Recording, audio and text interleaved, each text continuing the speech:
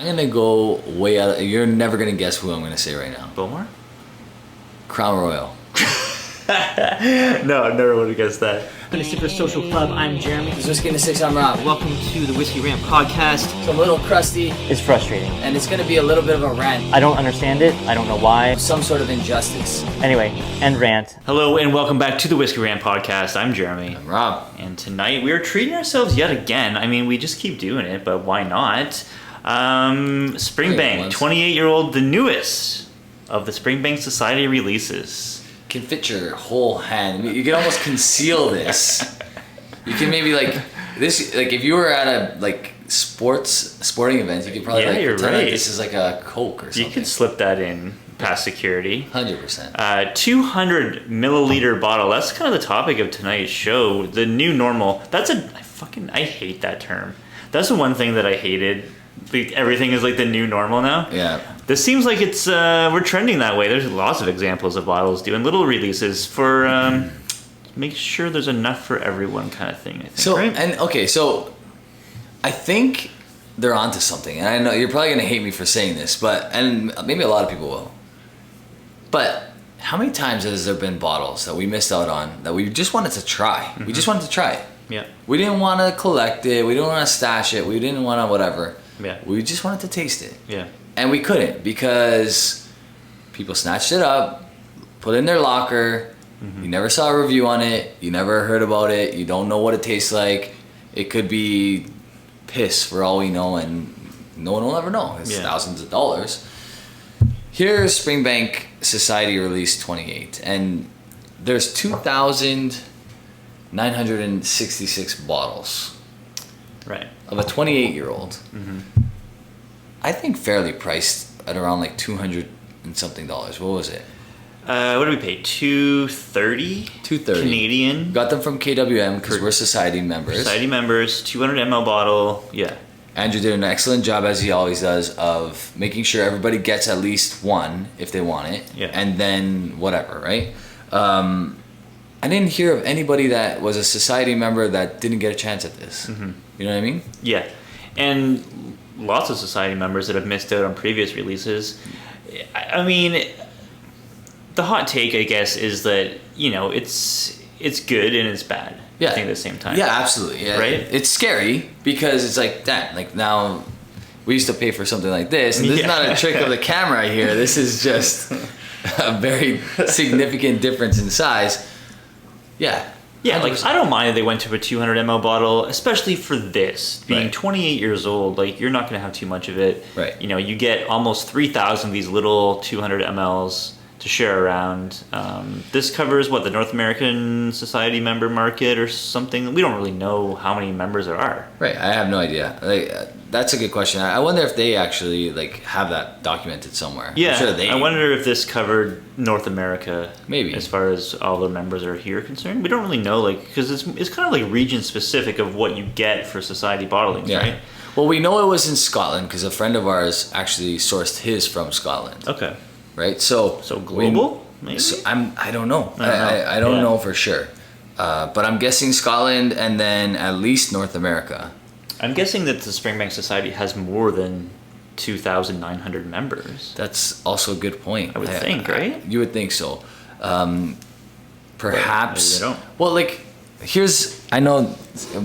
excuse my back, but here's the 8-year-old, and there's 1,830 bottles, and this wasn't easy to get. Yeah. That was not easy to get at all. Mm-hmm. So, I wonder. I probably shouldn't have kept talking as I walked away from the mic, but this is. In case anybody's wondering why I kept the cork off, I wanted it to open up. We're not going to have this for a long time, right? So we want to have it at its best as soon as possible. A good friend of the channel messaged me on Instagram. He got one of these, and he was like, "What do I do with it? Do I, pour a little bit, savor it, or I just crack it open one night and just take the whole thing down with Kevin? With someone else?" No, a good friend of out in Manitoba. Okay, cool. Manitoba Santa. You know this guy? Maybe not. Anyway, here's his Instagram. I'll put it up. So I don't know. I think now here's the thing. if Blanton starts doing this shit with their regular release, and then like people are like hoarding those little 200 grenades. ml bottles, I'd be like, Yeah. no, this is not for you. Right. This is not. This is like a special release, like limited to less than 5,000 bottles only, and we only got 2,200 or whatever bottle. Technically, it would have been less than half than that, Yeah. right? It would have been way less than half. It would, you know, do the math really quick. Like we would have got less than half of the 2,966 bottles, Yeah. right? And then you're gonna have people scrambling to get a bottle, fighting Sure. over it. It's gonna like be on secondary market instantly, and you know. Yeah. And that's not actually. Sorry, I think you have something to say, but I actually have a good point. Go ahead.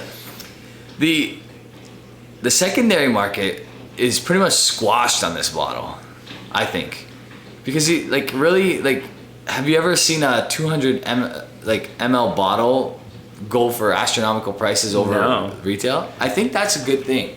I think that's maybe where we'll see less of that. Like, this is not a collectible little bottle. Like, it doesn't really look collectible. You're not gonna keep this on your bar next to all your other bottles. I mean, people do collect minis, but they don't ever get drank. So, yeah, you're right. I mean, I don't really see this being something that's gonna, you know, find its way onto the UK auction sites. But again, I mean, I'm sure it probably will. Okay, I think where people will pay secondary is like, hey, I'll pay you for 30 mLs of that, right? And I'll pay you $100 for 30 mLs of that. Right. So like maybe guys will make their profit back that way. Yeah.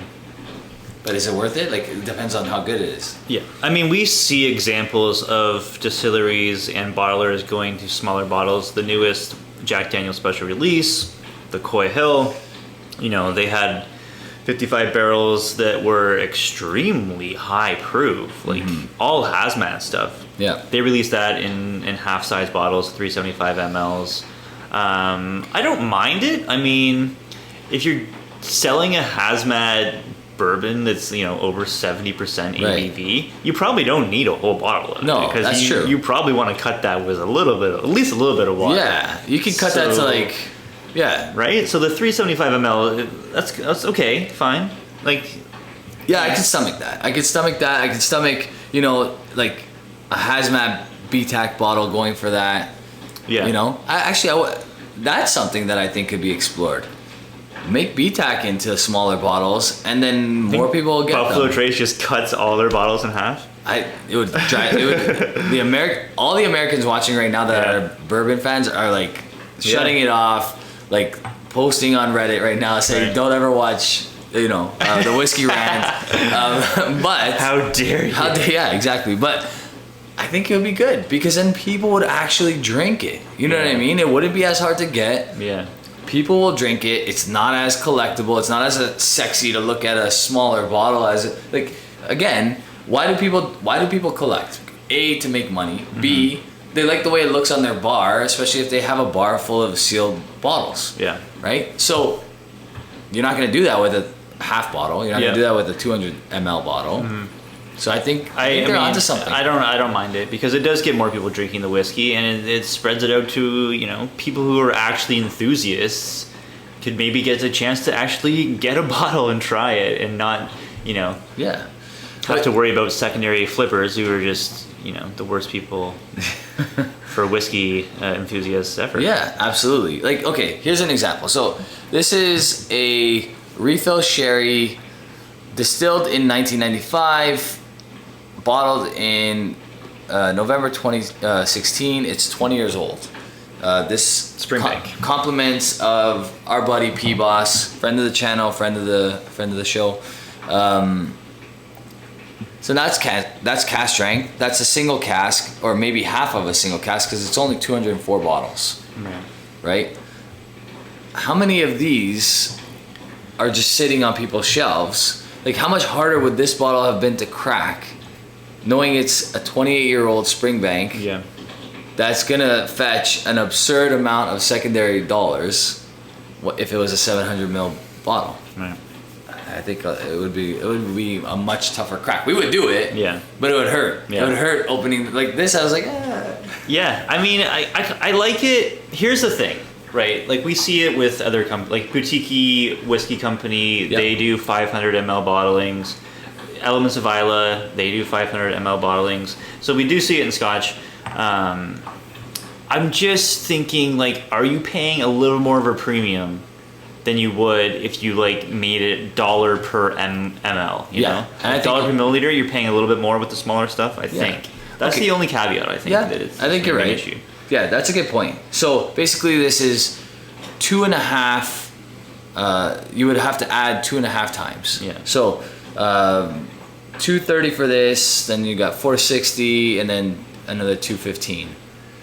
Okay, so you're at 675 ish. Yeah, almost $700. Which, for a 28-year-old, like, what's the 25 going for? Oh yeah, crazy. Right? It's more. Yeah. It's more. So actually, I think Springbank was really well priced here. Right. I don't know. Maybe I'm wrong, but Yeah, I mean, you're looking at like so it's like 600 milliliters. You know, so it's like 700, 750, approximately. ish. Yeah, I think I for think a full size bottle, right? Yeah. Yeah. So I think So anyway, I think you're about right there, because like the 25 is going for like $900 now. Sure. $1,000 depending on where you are. Yeah, And these are Canadian prices, obviously. You're getting a little more ABV out of this one too. What is the ABV of this again? 48. This is 48.2. Yeah, and the 25 is 46. Right. Yeah. So this may be not quite cask strength, but it's have you tried it yet? Yeah. I haven't. Trying it. I've just been nosing it.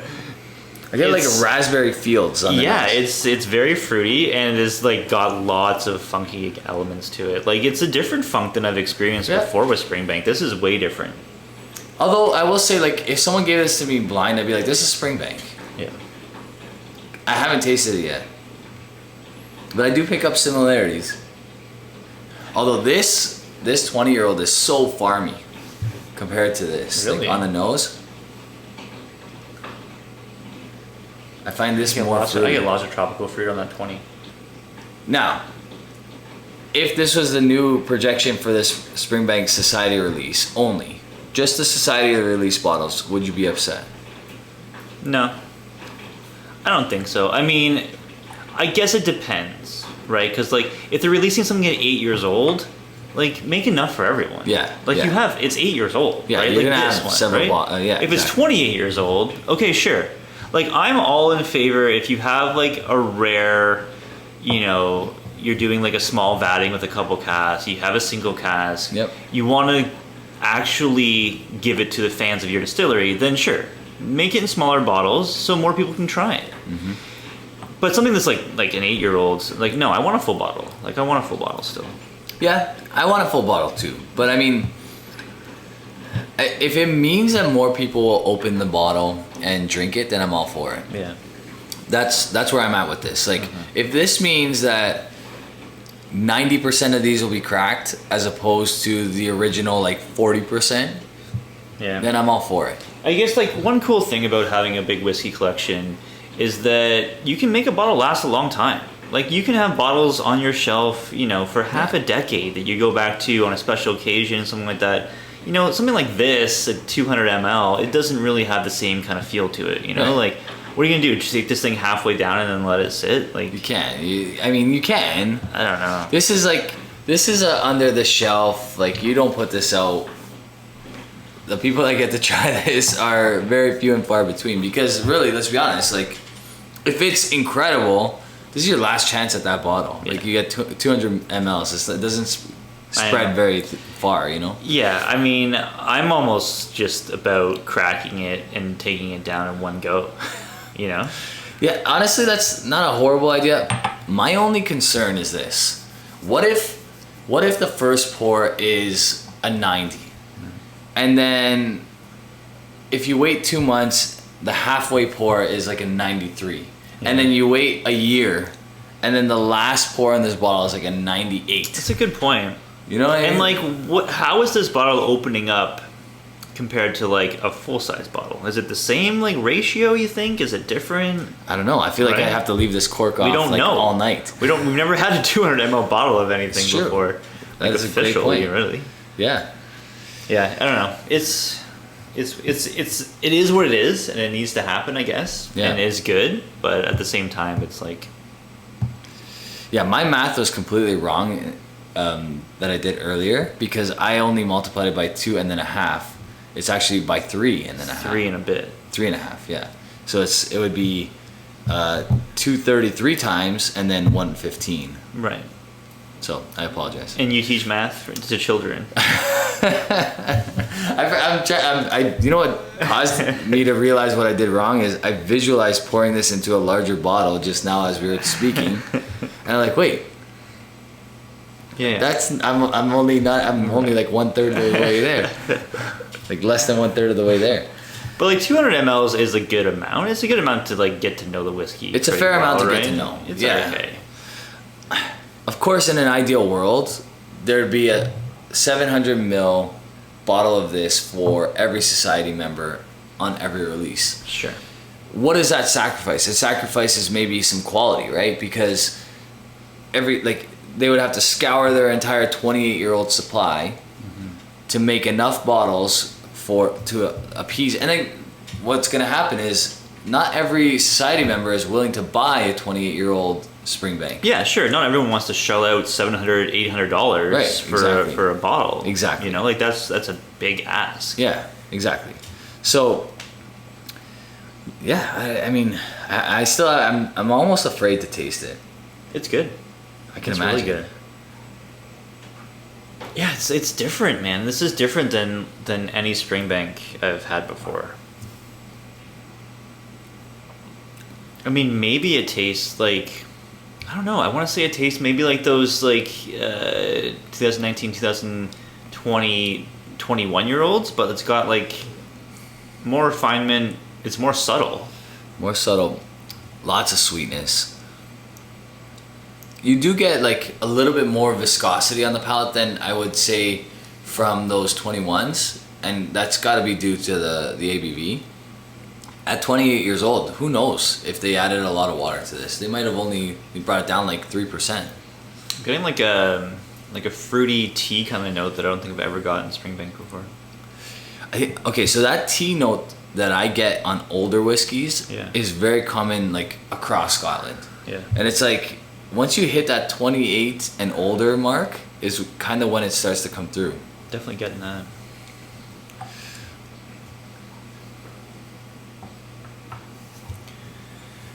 Do you want to see if this is already? Well, I guess it won't already be up in For auctions. secondary? I don't. Oh, think for so. sure it is. It's been out. Oh, that's delicious.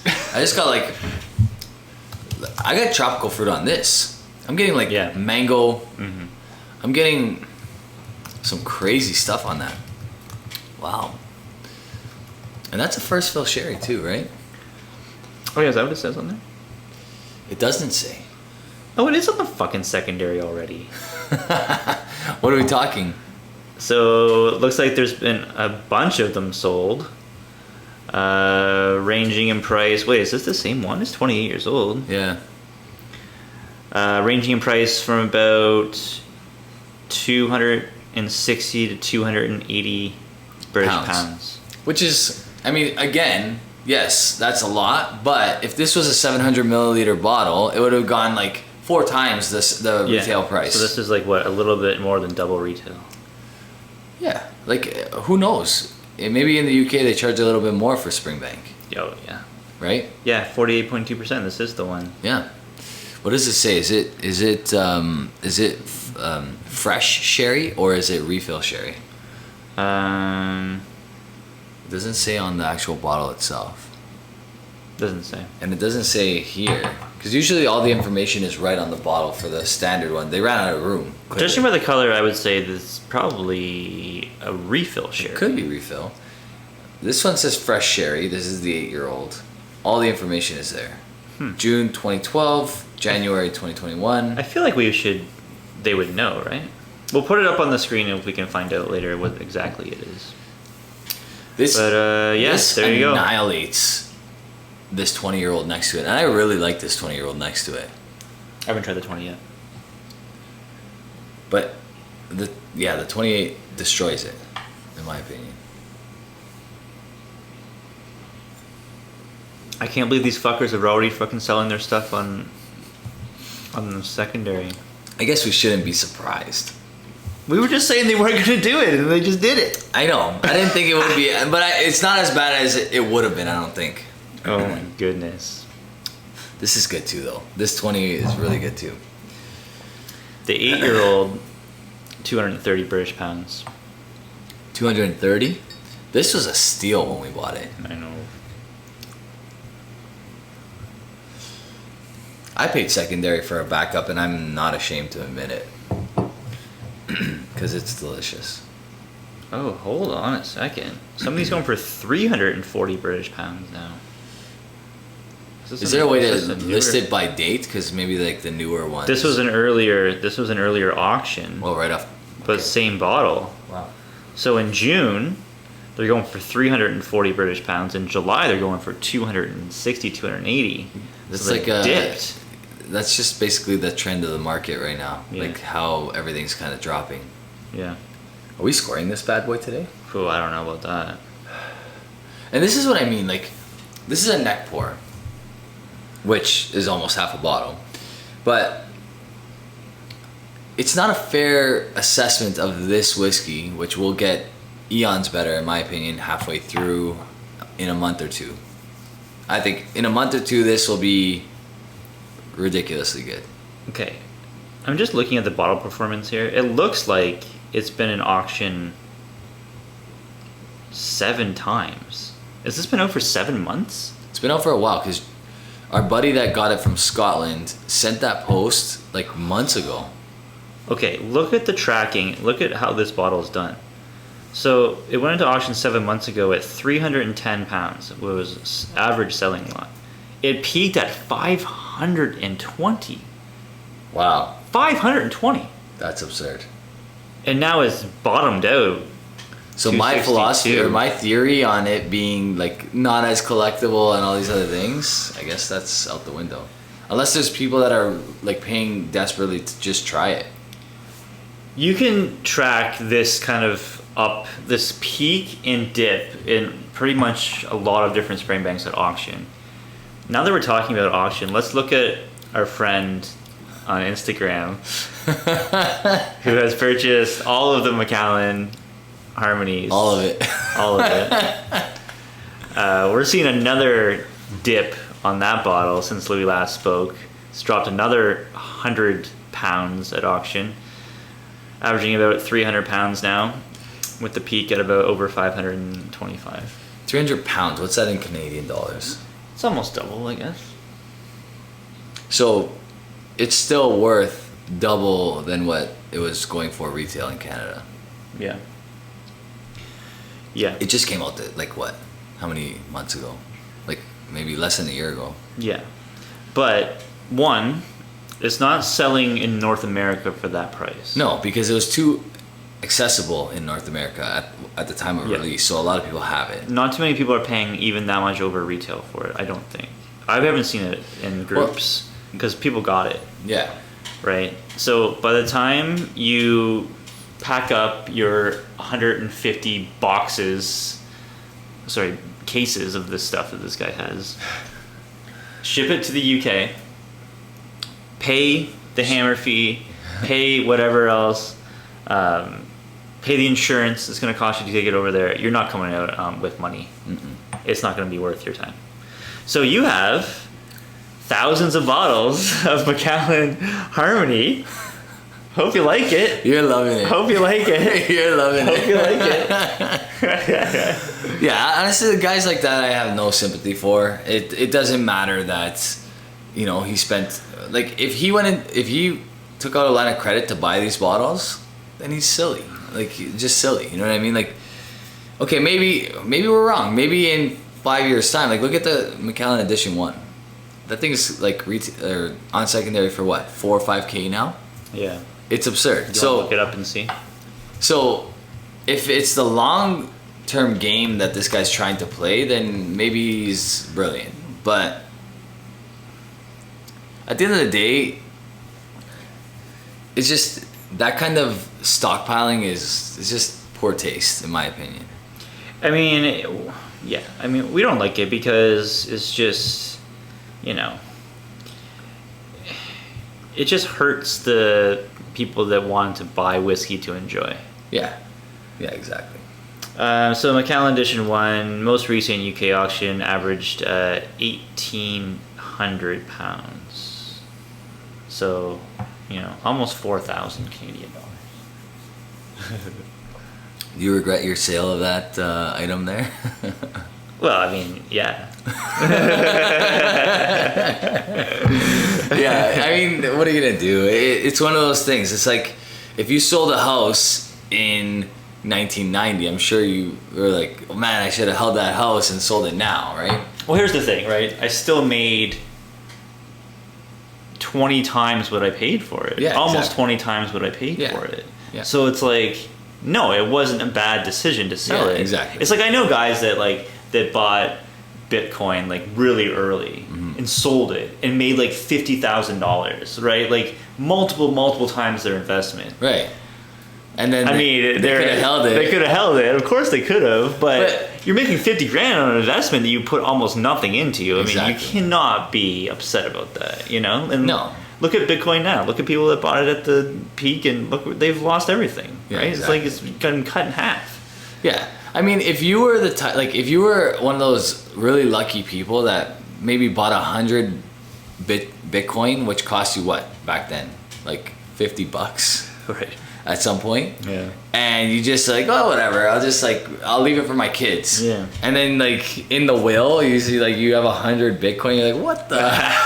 It's like, you know, I don't know. What's it even worth now? I don't know, but I don't know, 25,000 or something. Okay. Still a lot, or 30,000. I don't know. We don't. It fluctuates, but like there's a really actually funny internet meme. Not really a meme. It's just like a screenshot of an old video game competition. I'm not sure when it was from. Like 2000s probably. It was like first place $1,000, second place $500, third place $100, fourth place it was like 500 Bitcoin. Right, Bitcoin was worth like pennies back then. That's amazing. Right, it was like first when Bitcoin came out. So freaking crazy. and there's no way that $1,000. Well, I guess maybe if that $1,000 was used to buy Bitcoin then. But yeah, fourth place, you are like a multi-millionaire if you kept that and sold it. That's hilarious. That is hilarious. I mean, okay, so this Springbank has opened up and it is getting to epic levels. it's stunning.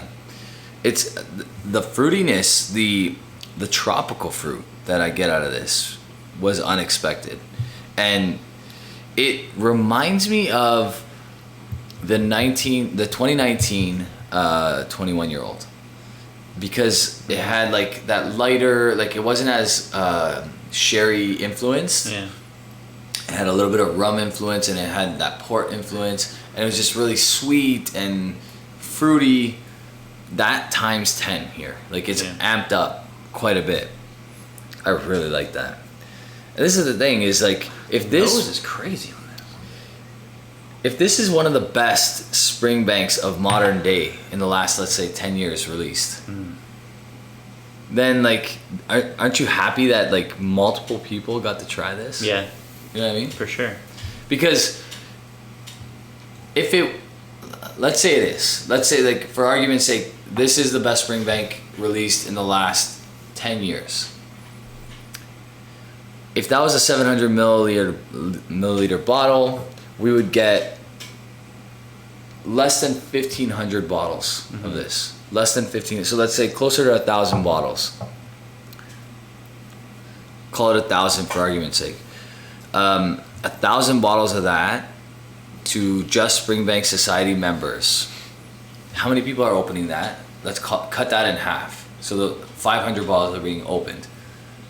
How many people actually share it? Maybe another, let's say 5 to 10 guys tops per bottle gets to try that bottle that's opened. Yeah. Right? Probably less. Yeah. Right?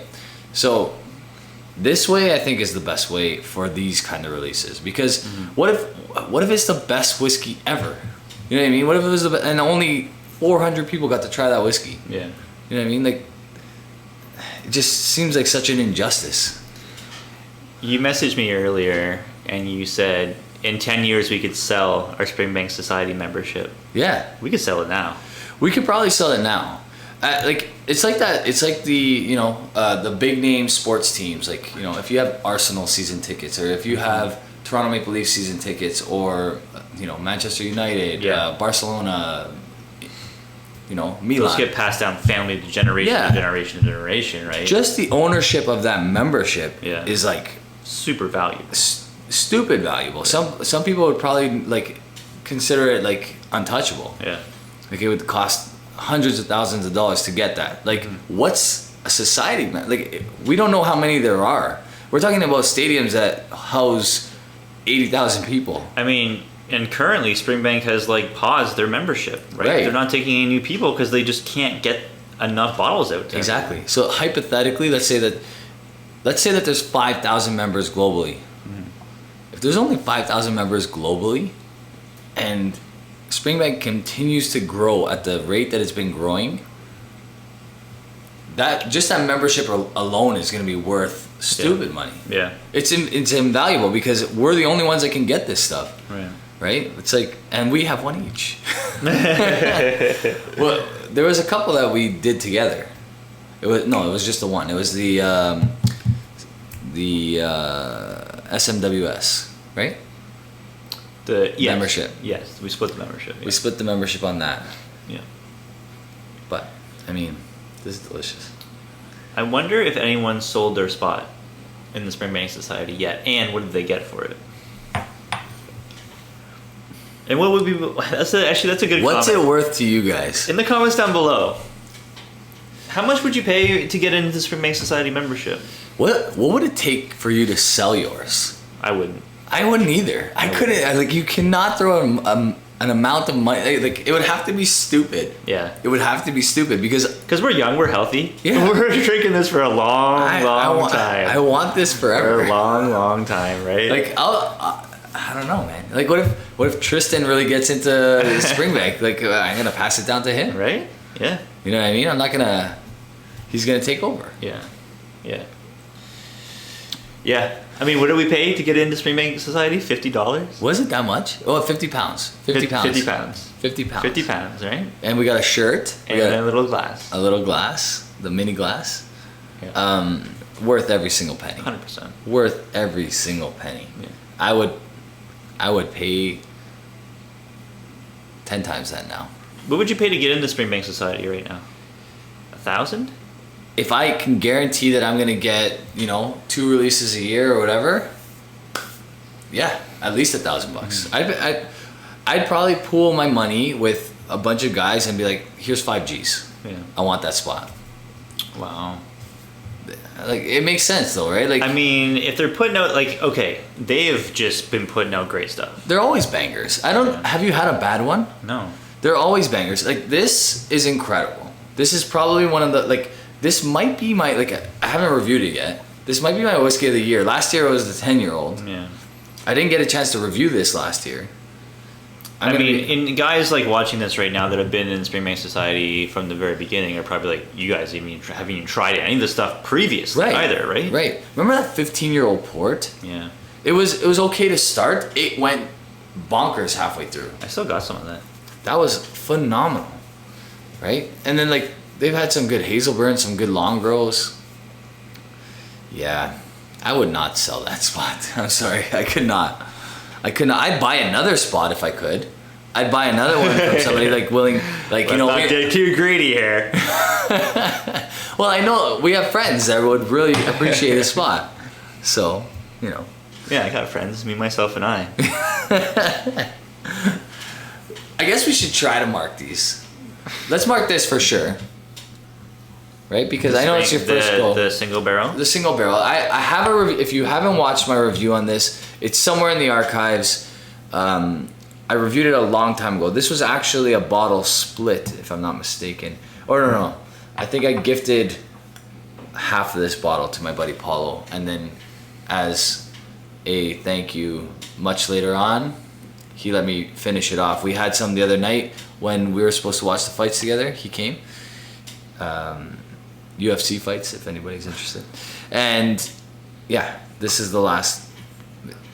There's an ounce left. We split. It's really good. Yeah. You finished that glass. So you should talk about it a little bit. Well, this is a trend that's happening on our podcast. Is You're crushing whiskey these days. I can't help it because we just keep drinking so much good stuff. We drink bangers on this channel. We just drink so much good stuff, and I'm just like savoring stuff. I don't know. I'm drinking it quick. I think what it tells me is that I'm talking too much. You're talking too little. You need to do some more talking. I need to do some less talking.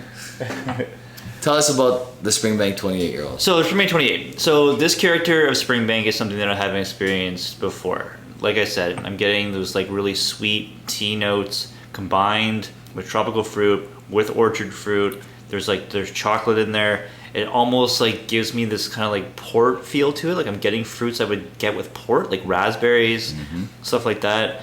The complexity, the nose is out of control amazing, which leads me to believe that this is going to open up and just be like, even the time it took me to drink that, which was quick, it opened up a lot. Like my last sip was crazy compared to the first one. I mean, that's why it's so hard to score, because you have to almost like score the potential, because this thing is just going to open up. It's going to get complex as hell. I think so too. The nose, like you said, is bonkers. It's like raspberry fields. It's like distant smells of like my espresso machine as I'm walking by it in the morning. You know what I mean? Yeah. It's like it's dunnage, like it's damp basement, but like in a different way than you would get it from other Springbanks. In a sweeter way. Yeah. In a much sweeter way. There's like a mango tea. Like we used to like buy all these like specialty teas, and there was this one mango one. Like it was a black mango tea, and I'm getting that.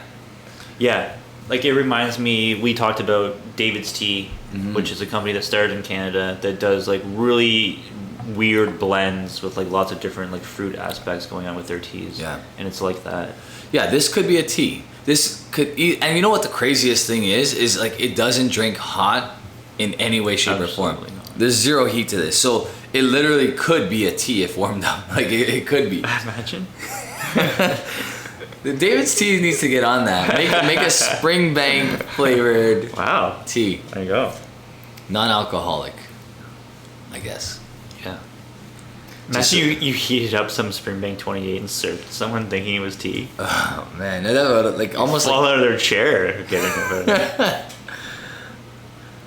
So, are you gonna score the potential mark on this, or should we revisit this in 6 months? I mean, I think it's going to command a very big score. I just can't. I don't think I can accurately throw out a number. I mean, it's a very obvious low 90, but I mean, it could be a mid 90. Yeah, it could be mid 90. I'm with you. I think it's easily a low 90. In a few months' time. Yeah. You know, we just got this travel, bottle shock, all that stuff in effect. It's still, you can tell there's still parts of it that are a little bit reserved. It's tight a little bit. Yeah. That's gonna change. You know that's gonna change. Yeah. Yeah. I think I can confidently say that it will probably be at least a 93. Yeah. And like it's not there yet. But obviously I'm giving it some leeway, and I think we should revisit it. I think we should. We've tried some Springbank 21s of recent year. We've tried some Springbank 25s of recent year. Those bottlings have been phenomenal. Yep. Very, very good. Mike and Narby gave us an old Springbank 100 proof that was out of this world amazing as well. Ridiculous. This is fitting into where that is. Those things are. Yeah, right? This is fitting into like our favorite 21s and that 100 proof. Yeah. And like this. Right. And like I don't know, this is obviously much younger or whatever. I don't know if like it's even fair to throw it in the same category, but like for me, the 10 of, what was it, 2019? Or was it 2020? The 10-year-old? The really dark 10-year-old. the local barley. Oh.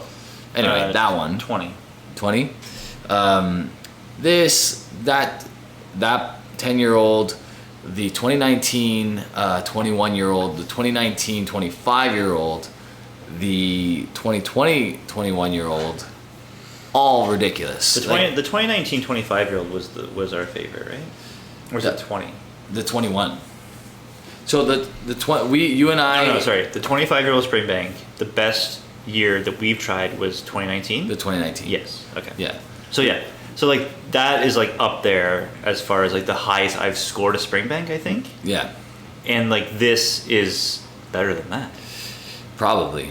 It probably is. It's one of those things where I wish we can go back. And our marks have it's been harder to give higher marks. So maybe the marks we gave back then would be a little lower like now. I think I went like 92, maybe 93 on that. Yeah, probably. Right? Yeah. I went high on the 2019-21. That was my favorite of all the ones we just mentioned. That was great. That one I loved. Yeah. This is ridiculous. Yeah, I don't know. It's not even fair to really give it a score yet, and I do feel bad for all those that are not society release members because, you know. Yeah, it's unfortunate. I mean, the fact that they're not taking on anybody else sucks. I had the worst timing ever because I released a video about Springbank Society just as they paused. As they close shop. Just as they paused. Like I think I recorded it, and then they paused it. And they paused it before I actually could release the video. Whatever. I'm like, how to get in the Springbank Society? You can't. Sorry. Psych. That should have been an April Fool's one. Yeah. I think that's when I reviewed that bottle. Yeah. But yeah. It is right now a privilege to be part of it. What other distillery would you like to see do like a society thing where it's like they just do special like single casks or like small batches for members? I mean, Ardbeg kind of does it, although they don't. Like, what's up with Ardbeg? Like the committee releases, it's just on the shelf. You know, to anyone. So I don't know. Yeah, I don't get what that's about. Ardbeg, it was free, so I guess we can't really complain. Like it was free to become a member of Ardbeg. Yeah. But at the same time, the committee release is supposed to be for members only. Right. That was the whole point of it. Yeah, but people are buying it. Like, I mean, they're just buying it on the shelf. Yeah. Ardbeg, I think, screwed themselves with the committee release because now nobody's drinking them. They're just buying them and flipping them. Yeah. It's become... Because the whiskey's not even that good. No, it's never good. It's not touching the core range. No. So why are you even like spending the money on it? The last one I actually opened was the black or whatever that. Black. Yeah. Oh yeah. Yeah, the committee release black. Right. And it was like good. That? It was okay. It was good. Like right. It wasn't. It was okay. Yeah. But it was like the secondary was commanding like $500 for that. I was like, obviously it's not $500 good, but I opened it because like you have relationships with people that are selling you these bottles. You can't be that guy. You know what I mean? But have you tried the fermentation? I haven't. Someone told me it was decent. Yeah. Yeah. But like honestly, I don't think they've released a good special release since the Dark Cove, and even that one, I didn't score it that high. Not as high as other people were scoring it. That's for sure. Yeah. But I thought that one could compete with my favorite stuff from their core range. But I don't know, man. All these other ones, like the drum. It's sad what's happened to Ardbeg. Whatever, like this new like punk rock one. You seen this? Yeah. What's that about? I have no interest. Like I have zero interest in following what they're doing or caring what they're doing. I like the 5. I like the 10. That's where I'm at with them. Like that's it. Like and the 19 is good, but I'm not spending all the money it takes to get it. Yeah. So that's it. Like I'm pausing at the 10. I mean, I was like a big Koi Reckon fan, and I've heard that the quality on even those is slipping a little bit too. I know the quality slipped on the Ugadel because I've had an older Ugadel, and the newer one I tried is just nowhere close. No. Nowhere close. No. So yeah, I mean, Ardbeg wouldn't be the one that I would choose. I think if we're talking Scotch, I'm thinking probably Glenallachie, I guess. Like I don't know. Like I think Glenallachie is going to be in trouble if they keep on releasing as many releases as they have. Right. Right? Like, they're pumping out too much. It's way too hard to keep up with what they're doing. Yeah. Their core range is delicious. Like, the 12 is amazing. The 15 is amazing. The 18 is amazing. We tried the 25, which was very good. Yeah. It's hard to get. The 21 and the 30 are next to impossible to get. So like maybe like a society release for them to get like those cask strength 21s and 30s, so it doesn't just go out into open market and become a secondary thing. Highland Park kind of did a little bit of that with their single barrel releases, right? They kind of had these like little one-off things. Highland Park used to be but one of my favorite distilleries, and that has plummeted so far down the list. Is this an Edgerton thing? I don't know what's. It must be. It must be that, because they're just stretching stuff out, right? They're just stretching it out. Like, can you honestly say that for you as a whiskey reviewer, Highland Park has been relevant to you in the last year or two? I can't remember the last Highland Park I purchased. Exactly. Or even got excited about. Right. I purchased that 15, tried it. Okay, this is decent. I let my buddy borrow it. I'll get it back and review it eventually. But I have no like desire or urge to review them. They went insane with this Viking thing. Yeah. Everything was a freaking Viking. Like every box was like a freaking Viking ship. I'm just like, you guys have just gone too much. When marketing takes over your company and it's more about that than it is the whiskey, it's just like people lose interest. And I find it's such a tragedy when like you look at the raw bones of that company and the people that run it, like the people that work at that distillery are probably like the exact type of people you want to run a distillery, you know? Mm-hmm. But what marketing has done to Highland Park has made it not interesting at all. Like, I'm not interested at all as a whiskey like fan. Yeah. Like, they're trying to maybe get non-whiskey buyers to buy into their stuff, and it's not working because they don't have the profile. Right. They don't have the style of whiskey that caters to those like suits that they want to buy their whiskey. Yeah. They don't have it. Yeah. I mean, like, I guess they did the cask strength release. We were excited about that. They did it NAS, which was maybe a misfire. Yeah. And it drank, in a lot of people's opinion, a little hot. It was crazy hot. It was crazy hot. For some reason, I didn't think it was hot. Which is weird, because there's things that I find like fine that you find hot. Like, I think it depends where you're more sensitive on your palate, but for me, it was crazy hot. I didn't even buy the second batch. No. I had no interest. Like, you're like, okay, here's Highland Park with a new series, and you can still go out and buy the second batch. Yeah. Like, nobody cared. Yeah.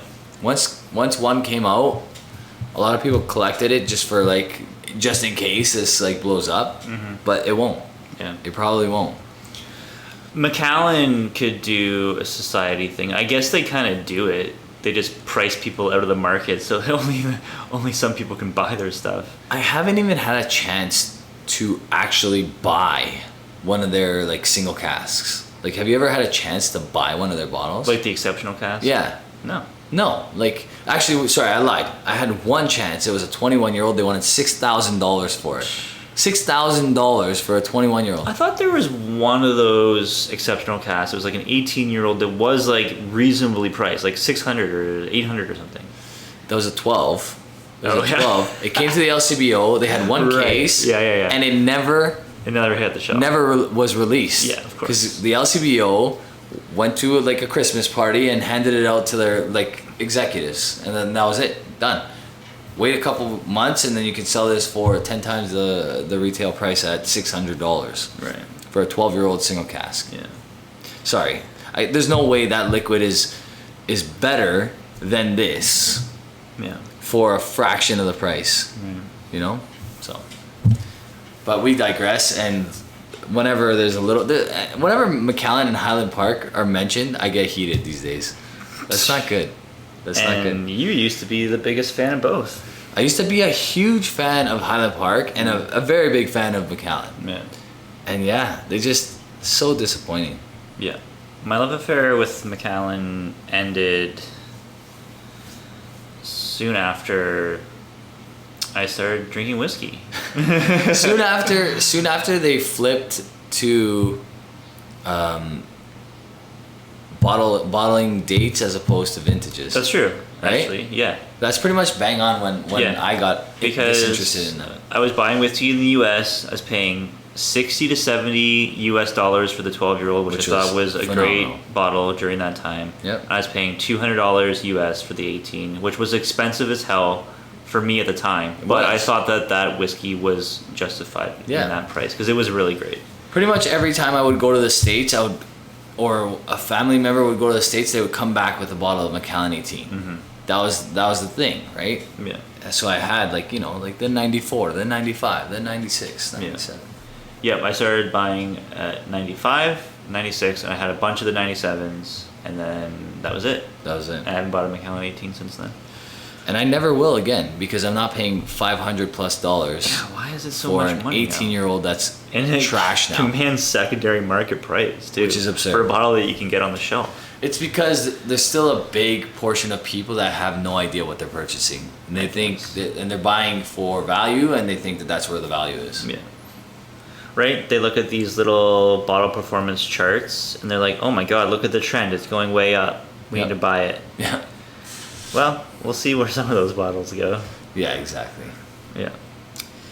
We didn't get into what's happening on Whiskey Tube, but I feel like we're like over an hour. We were rambling a lot about this. We ranted. We that was a full rant. We'll save it for another time. But yeah, I mean, I like that lots of people get to try the whiskey. I feel like maybe we're getting charged a little bit more per milliliter with the smaller bottles. Yep. Ish. It's okay. Yeah. But I'm glad they did this one because they obviously knew that this was a great bottling, I think so. and they wanted to give it to everyone, which is awesome. Yeah. Even though it was expensive. It was expensive, but it allows somebody that's like their cap is like $250. Right. Like I'm not spending more than $250 on a whiskey. Anybody that thinks that way and lower had a chance to try a 28-year-old, which they probably wouldn't have tried otherwise, right? So Yeah, I mean, this is the oldest Springbank we've ever tried, exactly. Yeah, and we've tried a lot. Yeah. We've tried a lot of Springbank.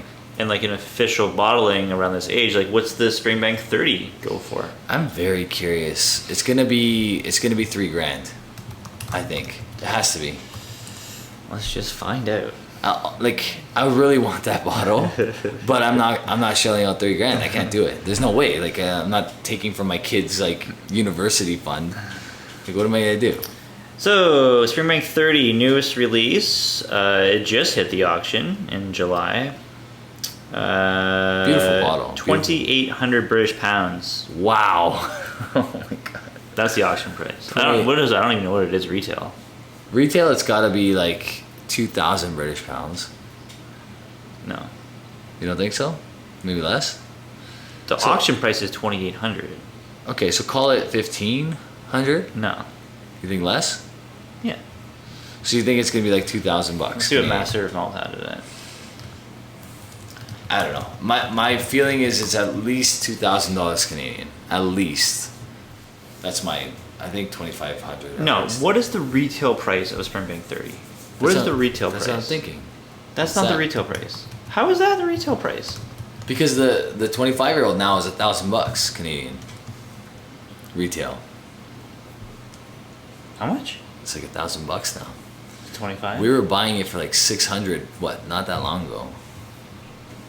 Pre-COVID. I think the retail price for the Springbank 30 was 900 pounds. Okay, so that's almost $2,000 though. Yeah. $1,800. Call it $1,700. But now you're getting the auction price as, That's a high jump though. So quickly. You said 3,000 pounds. Yeah. That's $6,000 almost. I know. But the Are you Springbank. buying? Are you buying Springbank 30 at retail? Not if it's anywhere near. You have to buy it. How am I gonna buy it? Okay, if we do a 3-bottle We'll go 3 or 4 ways. 3 or 4 way split on a what's your max? What's your max on a 3 or 4 let's say 4-person split? What's your max? 500, I guess. A person. Yeah. So $2,000. So if it's 2,000, It's not gonna be 2K. You think it's going to be more? It's gonna be more than 2K. But I thought it was 900 British pounds. That's like 2K. If it was 900 British pounds and it ends up being around 2K Canadian, 100% I will split that bottle with you. Just us two. And maybe like allow like close friends to try it. Because we're never gonna get this opportunity again. It's never gonna, I guarantee you they're not gonna do this bottling for another 5 at least. When's the last time they did a Springbank 30-year-old release? Well, I mean, they did local barleys way back in the day that were, I think, around that age. Right, but what I'm saying is, like, in the last 10 years, has there been a standard release? I don't think so. I don't think so either. I don't think so. So that's what, like, and I know there has been because, like I said, an embarrassing, like, display of ignorance on my part was when I did that unicorn video, like unicorn whiskeys that I want to try, and I put like Springbank 35-year-old on there, thinking that was like, you know, something that they would be revisiting again, and it hasn't happened since. Right. So, yeah, I don't. And 1,400 bottles. The fact that it's 100 bottles more than the 25 tells me that they're not doing this again for a long time. At least 5 years. Yeah. Do you think it's on par with this 28? The ABV's lower. Yeah. It's way more money. It's a lot more money, and that's another like great point, right? Like the 25-year-old, if you convert this into a 700 milliliter bottle, it's still less price than the new 25-year-old. Right. Which is, I think, crazy because there's no way that the 25-year-old is better than that. We've never had a 25-year-old better than that. I don't think. Yeah, I mean, it's close, but no, I don't think so. Like, the one that Jasper and I split, the 25-year-old of 2020, was such a disappointment for me. Yeah. And not that it was a bad whiskey, but it's like you're spending expensive. Like $900 Canadian. Expensive. It was like $900. Expensive. $450 each. Yeah. You know? Well, I think we should wrap it up. Okay. Leave us a comment down below. Is there a distillery out there that you would rather see them do half-size bottles or smaller bottles so they could reach more people and potentially get a bottle yourself? Like, there's something that you can't get. Let us know in the comments down below. What would be your ideal society release company? Yeah. Distillery. Right. Other than Springbank. Right. Because hopefully they resume again and then more people can join, but they technically already have it. Yeah. So other than Springbank, who would be your society release company? And half bottles. You think Kilkerran's there yet? That they need their own society company? Society group? I don't know. I would sign up. I would sign up too. I would sign up. Yeah. Yeah, maybe that's the one. Maybe Kilkerran would be the next one for me because I'm just thinking of something that like has like a lot of stock that could like pull some casks that would make like a really unique, interesting thing that they wouldn't be able to do like as a bigger release. I'm gonna go way out. You're never gonna guess who I'm gonna say right now. Bowmore? Crown Royal. No, I never would have guessed that. Honestly, that's actually a good call. I guarantee you, Crown. They have a stupid amount of stock. I guarantee you, they could pull out some society like bottlings that would be mind blowing. Yeah. And much needed, like to show what they can do. I've had some like higher ABV Crown Royal, and like it's phenomenal. Yeah. I've had a barrel pull from Crown Royal. Sorry, that was Canadian Club. Club. They could probably do it too. Yeah. But I think Crown Royal could really pull it off. What do you think the oldest Crown Royal cask is in their warehouse? I honestly don't think they even know. I honestly don't think they even know because there's got to be so much stock in that. Like, I feel like they don't even keep whiskey over 18 years old. I wonder. I don't feel like there's any 20-year-old whiskey in that entire warehouse, and they have millions of barrels. I would like to see Alberta Premium do it too. Yeah. I know we were talking Scotch, but I think those two would be great examples of like what you can get some quality stuff out of them. Yeah. Think about like an 18-year-old Alberta Premium 100% rye. How good that would be. cask strength. I feel like Crown Royal is just like, oh my god, this whiskey is getting too old and too good. We better get rid of it immediately. Put it in. Pour it in a blend. Pour it into something nobody ever is gonna drink. It's like, quickly, water this down to 40% immediately. We have a reputation to uphold. Oh yeah. All right. Crown Royal. Yep. Thanks so much for listening, guys. If you want to support this podcast, check out our Patreon. You can sign up for $1 and get it sooner than anyone else. Yeah. And we'll see you next time. Cheers. Cheers, guys.